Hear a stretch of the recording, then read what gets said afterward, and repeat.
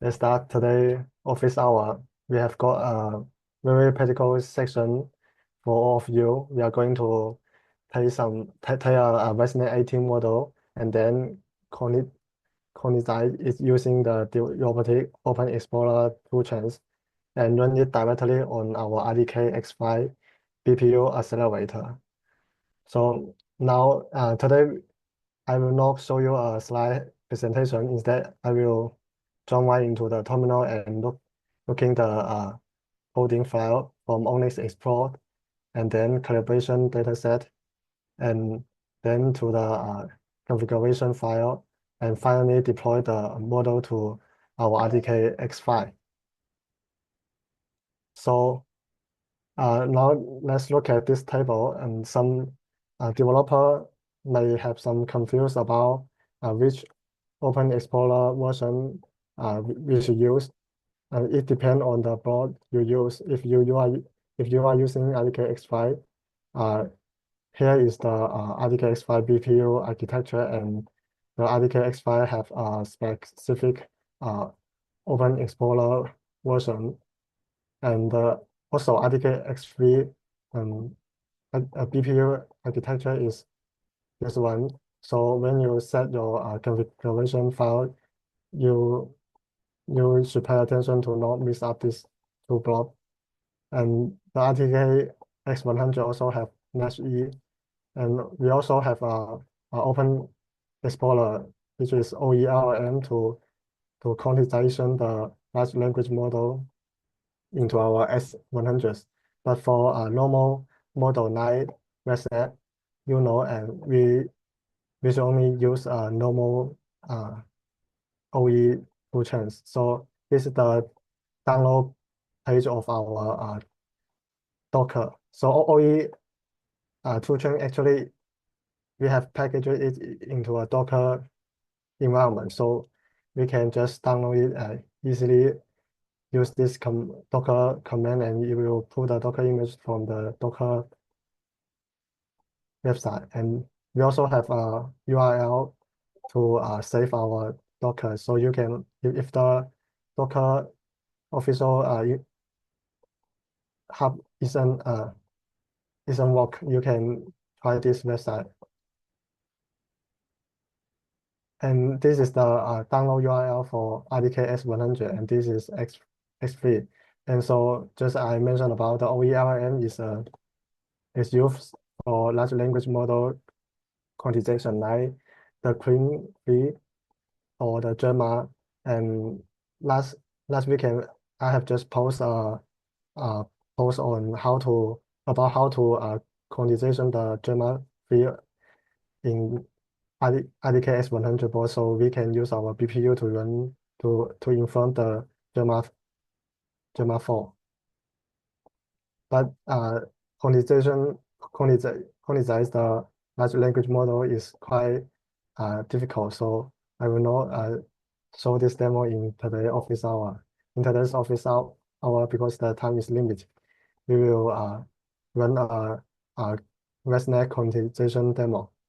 So let's talk about why do we need to quantization, because PyTorch model is a 32-bit floating point model.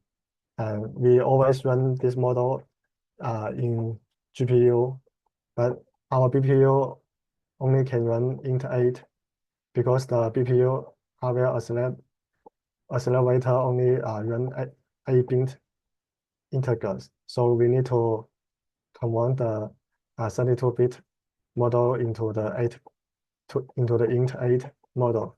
So our toolchains can automatically transform this 32 floating node to the 8 integers nodes according their calibration rate. So we have two types of quantization type. The first one is post-training quantization. Post-training quantization, I call it PTQ because it's convert the post-32 model into int8 without retraining. So it's very fast and easy. So the PTQ pipeline is over there. The first thing is you need to export the resonant model type in ONNX type. And then we need to collect some images for uh, calibration.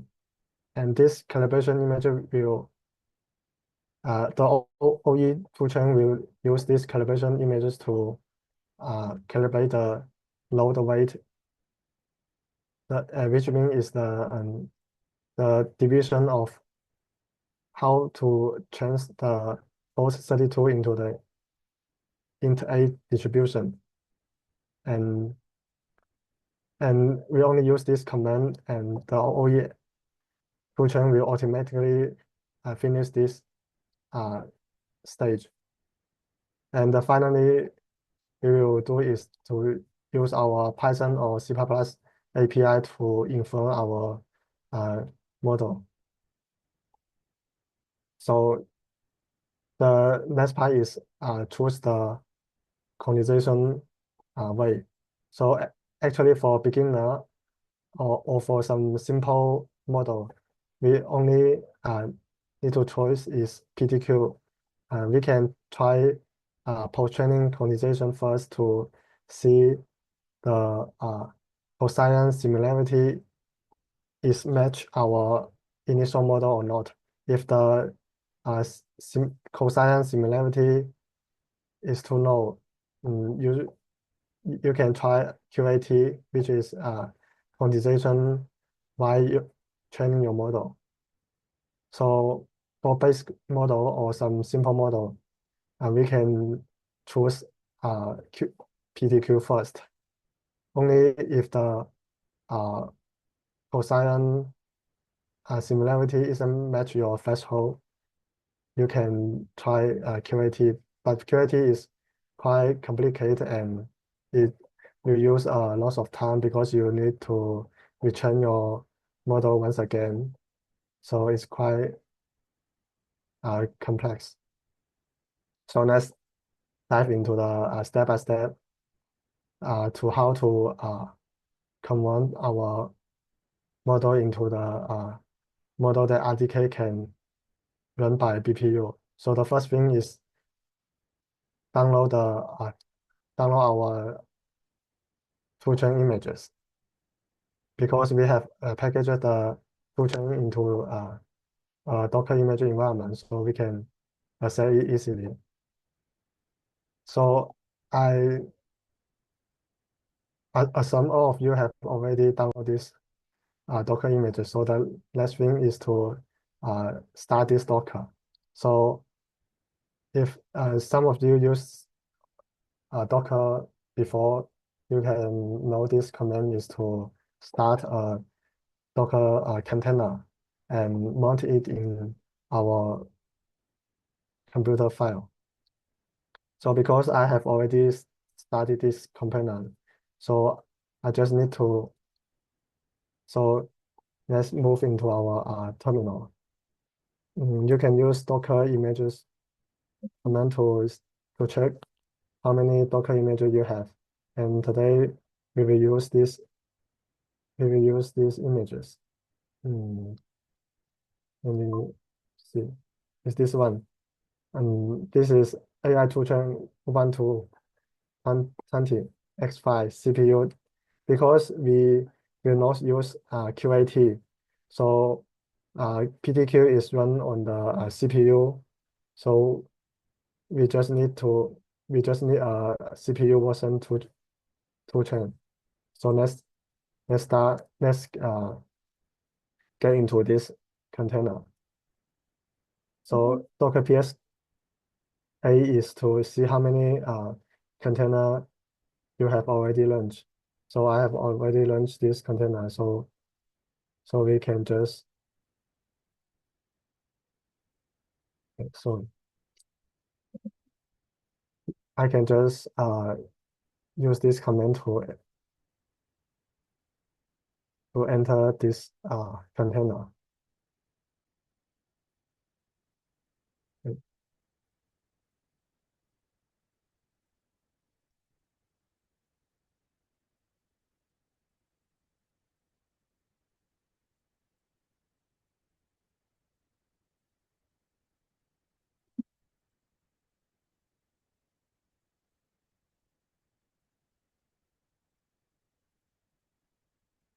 Hmm.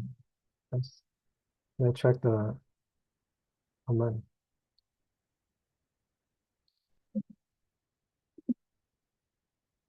Oh, it's just not running. So let's start this container first.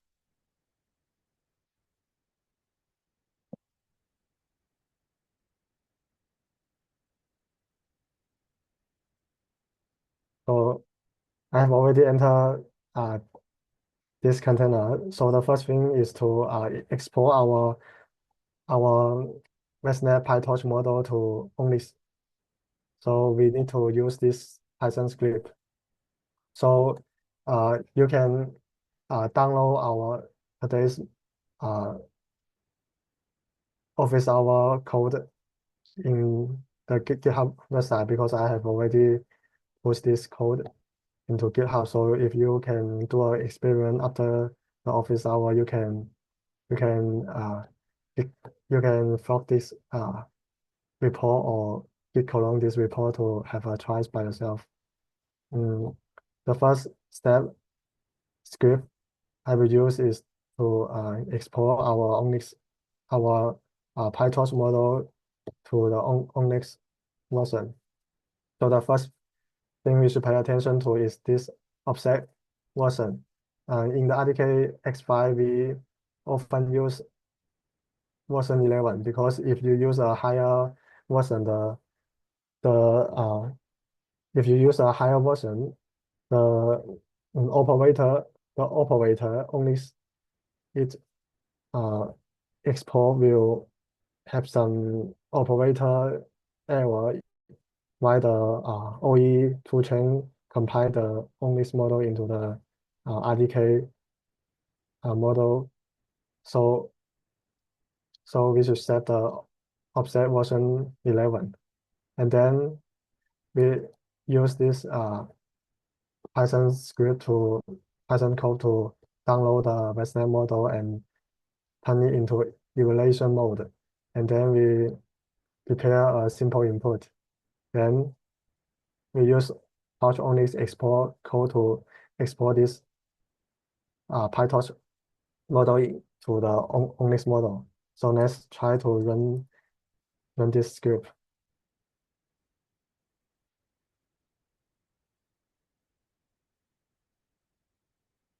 Maybe maybe we should use Python 3. Okay, as we can see, it's successfully convert the PyTorch model to ONNX version, and we can check it. We can check it here. So the next part is to prepare the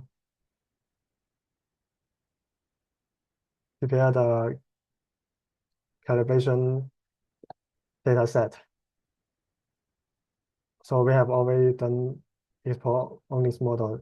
The step two is to prepare the calibration data. So because PTQ work by finding the best scale factor for each int8 tensor. So to do this, the quantizer need to observe real activation value from your data. So we should need to prepare the data.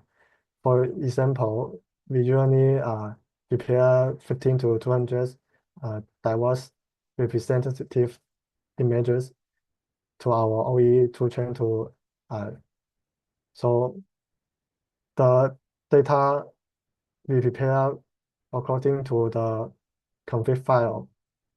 So because in today office hour experiment, our config file is there because the input type champ I set to feature map. So for the feature map input, we should do all the preprocess by our uh, by ourselves. So let's see our prepare calibration data feature map script. So we need to do some image resize to 256, and then crop it to 234, and then transform each channel to CHW channel. And then we should do some uh,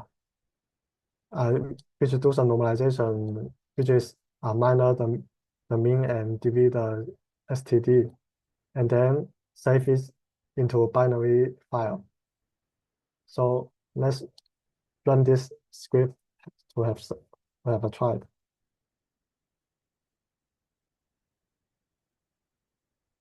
So as you can see, I prepare 33 images. So the first 33 images, we have a lot of category images, like the frog or the dog. So after the resize and crop and normalization, it turned to this binary file. So this binary file actually is the feature map. So it's the same when we infer the model in our RDK, which also do the same preprocess. So actually, in this script, we only do a preprocess to convert the RGB images to the feature map, so that we can put it into OE toolchains and to to to let the toolchain know the scale factor. And the step 3 is to quantization config. So the quantization config is I put it there. So the first thing we can see is the input parameter. So you should set the input name of your model. So basically the model model name is input. So you can check the model name by using this website. So this website you can see the model architecture. So for example, I open a ResNet 18 model by this website. So we can see the input node length is input and the input size so- and the input size. And this is the node of ResNet, and finally it generates a output. So this is the input shape just we see, and because the BPU only accept the static input bench, so we set it to 1. And the normalized type is no process because I have already processed the preprocess like the resize or crop process. So I set this type to no process. And the input type runtime is feature map. And the second is to set your calibration parameter. For example, the calibration directory is which is where you save your calibration data. So I have saved this calibration data, so just set this file. And the calibration data file is float 32, and the preprocess on is false because I have already deal with the preprocess. If you use true, your calibration data can be RGB images. So you don't need to prepare the data by yourself, but they may cause some error or some and then the calibration type is defaulted. And if you pursue a higher precise model, you can use this. So the last one is compiler parameters. So the BPU column is 1, and the optimization level is O2, and the job 22 is how many CPU core you use while you compile your model. So it's according to your computer CPU. You can use desktop to see how many CPU you have in your computer. Because I have 32 CPU cores, so I set job 22 in order to avoid system overuse. So let's move into the next part is to according to this configuration file to to convert your model. So let's find the convert command.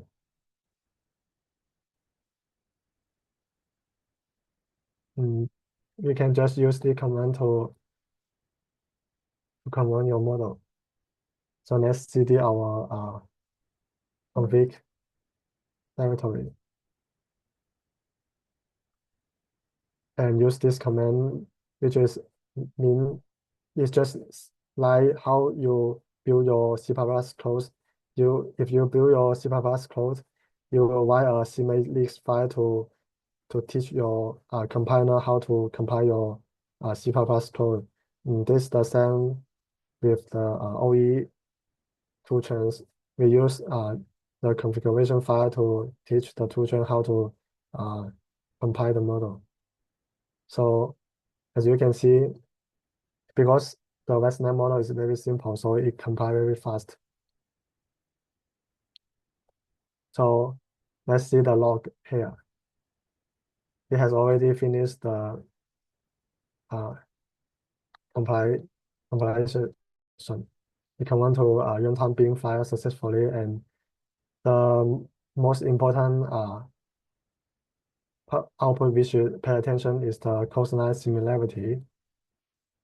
So the 99%, which means your model converts successfully and it has a precise, is high precise. And also you can see this line, which means this load is already run on our BPU, and only this maybe softmax output will run on the CPU. So this is the final node. So because the output is feature match, so feature match means float 32. So only CPU can do this. So this node will run on the CPU, but all of this node run on the BPU. So the compilation is very successfully. So we need to pay attention to the output model. The model output is this. So this model is we finally deploy into the RDK X5. So let's see how many model it will generate in this file. So if you want to do the accuracy validation before going to the board, you can use the stage 4 output, the output model name ResNet.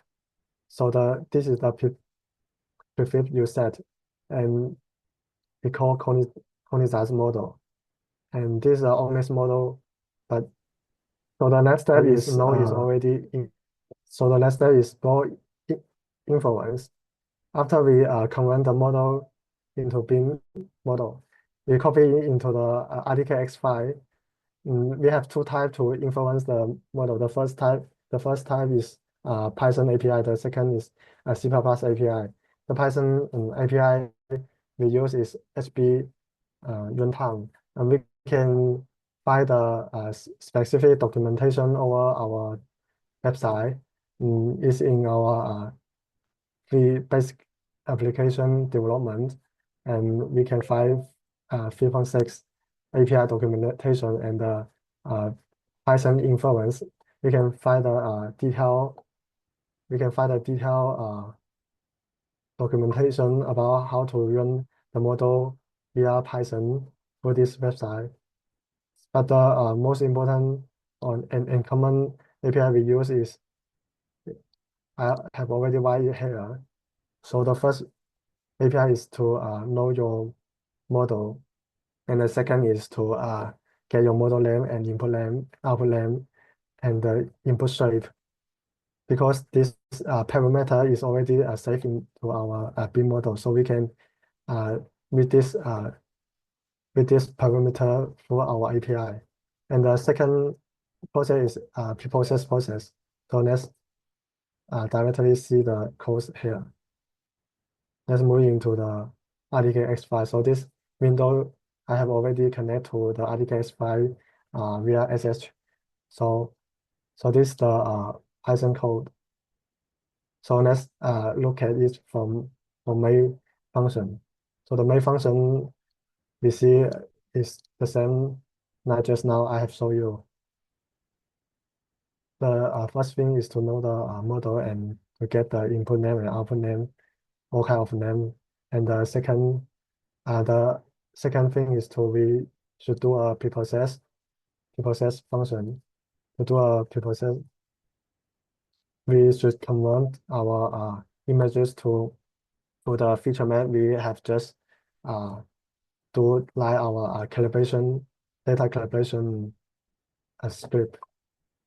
It's the same.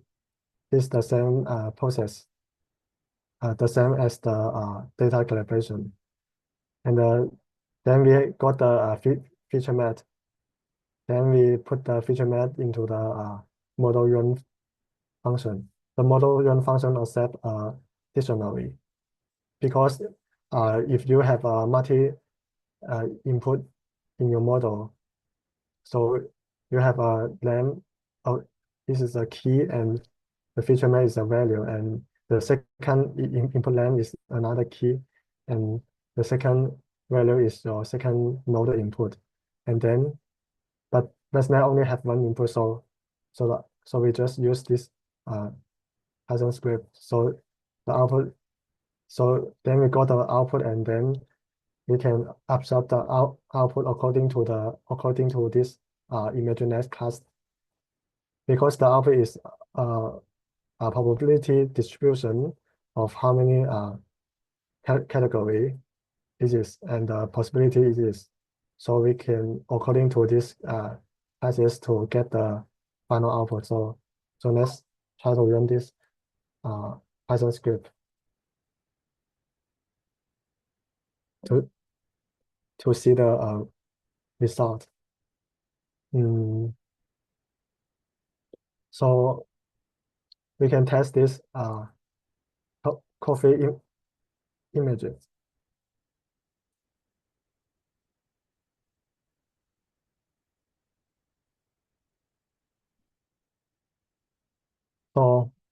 So the coffee image look like this, and then the result is espresso. We, so we can see we have already command the model to RDKX5 B model successfully. And you can also try a different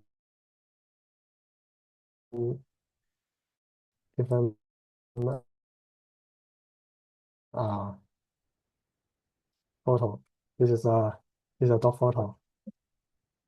So it detect it is same. So it's a kind of a dog. So it so which means we command the model successfully, and we can run in the RDKX5. C++ API inference. This is how we infer the model via Python. But Python is not uh, efficient enough because in many projects we use C++ because it's high efficiency. So we can use C++ uh, Infer API. The whole process pipeline is C++.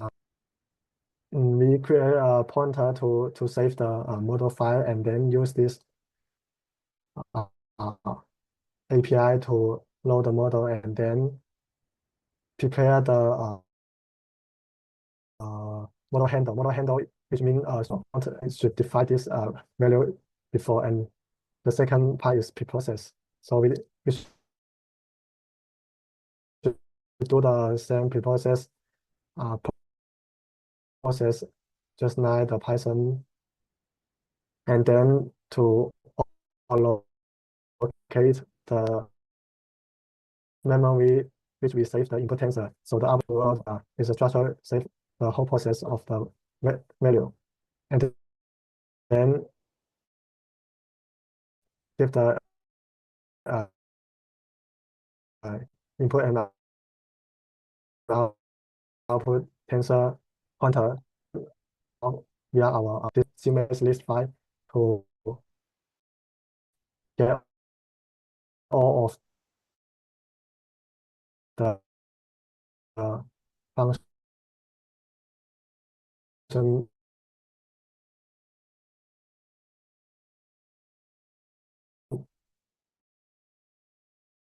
to get all of the library you need. So apply and then use this CMS to generate structures make files, and then begin to make this program, and then we can run this for the same as the so the less useful tools I will show you is so that's the less useful tool I will show you is uh,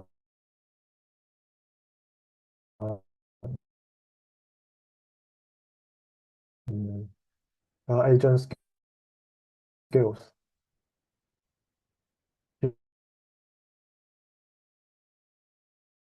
You know, uh, we understanding the skill platform.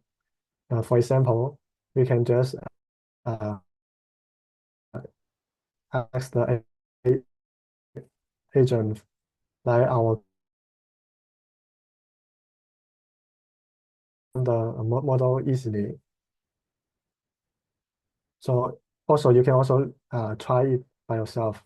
So the next important thing I want to tell you is the input data type. So we have lots of data type. This is the data type table. In today's experiment, we use feature map. It's quite simple and easy to understand, but our toolchain also support RGB and V12 weight. And we can only set for example, we can set the input type runtime into NV12 because most of the data type you get from your camera is NV12. So you don't need to convert the camera image into the other type. We can do it by our BPU because if you set NV12, the toolchain will automatically insert a node which help you to do some normalize and yes, help you to do the normalize. So you can set the normalizer here. So it will also support the NV12. So it can significantly reduce your CPU usage because you don't need to do a lot of images transformation. So this is the end of the office hour.